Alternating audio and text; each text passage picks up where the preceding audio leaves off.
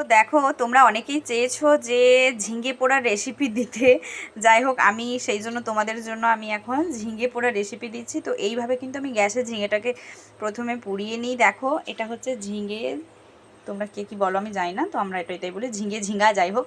তো এখন চলো এটাকে পোড়া করে নিই উল্টিয়ে পাল্টিয়ে, ঠিক আছে?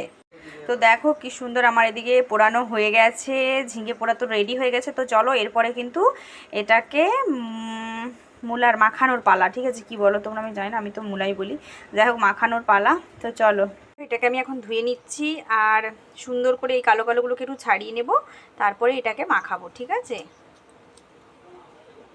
তো দেখো পেঁয়াজ, কাঁচা পেঁয়াজ এবারে দিয়ে দিয়েছি ঝিঙেটাতে, আর দিয়ে দিলাম নুন, আর দিয়ে দেব ভাজা লঙ্কা। তো তোমরা হচ্ছে কাঁচা লঙ্কাও দিতে পারো, আমার তো ভাজা লঙ্কা দিয়ে খেতে ভালো লাগে, যার যেটা পছন্দ দিতে পারো। আর দেবো একটুখানি সরিষার তেল, ব্যাস।